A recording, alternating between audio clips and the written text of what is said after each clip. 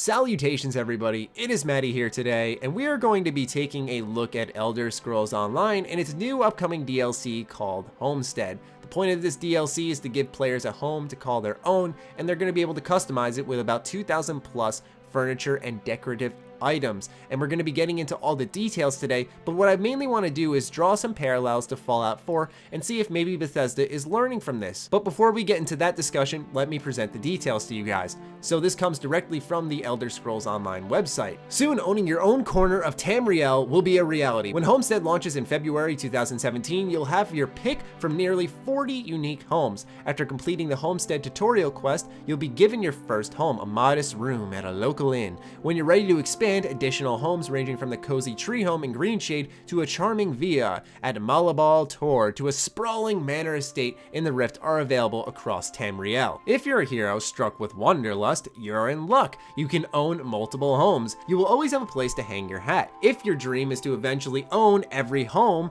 you can. All homes are account based, so every one of your characters will have access to them once they are purchased. No two-player decorated home interiors will be identical in Homestead. You can put your own personal touch on every home by crafting or buying furniture and decorations, and you can place them wherever you like with the game's new housing editor. Some homes even have outdoor spaces that you can decorate. Let your imagination run free and create a place to call your own like no other in Tamriel. Homestead introduces 2,000 unique decorative and furniture items, as I stated earlier, which you can use to personalize your home. You can fill your homes with furnishings that include but are not limited to tables and chairs, chests, armoires, beds, bars, and counters. Once your furniture is in place, you can put the finishing touches on your home with decorative items such as books, food, barrels, paintings, light fixtures, plants, trees, and more. So hopefully you get the point and are drawing the similarity to Fallout 4's settlement system, but what I want to draw a parallel to here and discuss is how I think maybe Bethesda can learn from how they handled Fallout 4's DLC and take a look at ESO and how they're doing things. Now I know that MMO support is very different from the standard single player RPG. There's a much smaller time window where MMOs are a bigger investment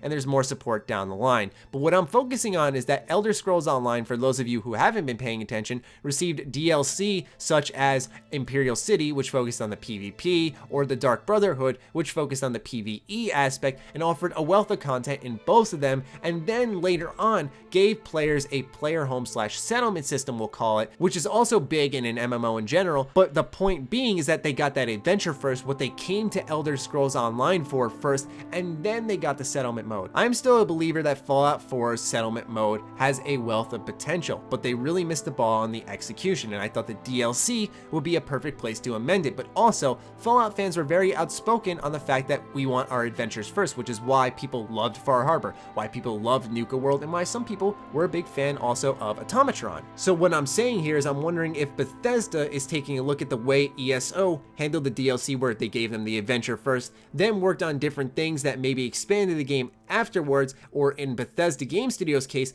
give us the Far Harbor, the Nuka World, the Automatron first, and then that gives you more time to fine tune and work on fixes for the settlement mode. Obviously, this entire conversation is hypothetical. Fallout 4's DLC and decisions are history. They are all said and done, but really I just wanted to talk about it and maybe see if Bethesda's just nodding their head like, okay, maybe we should have done things this way. Like I said, the support for MMOs versus single player RPGs are entirely different. I'm really just trying to discuss if Bethesda is learning from this, because I really hope they are. But anyway, I'd love to hear your thoughts, because this is something I just wanted to share, not only as Elder Scrolls Online news, but just a little discussion afterwards. So let me know what you're thinking in the comments down below. Other than that, follow me on Twitter, like me on Facebook. The links are, as always, in the description down below. Check out SugarBomb.com, the place by Bethesda fans for Bethesda fans. Stay sexy, stay active. I love you all. Peace.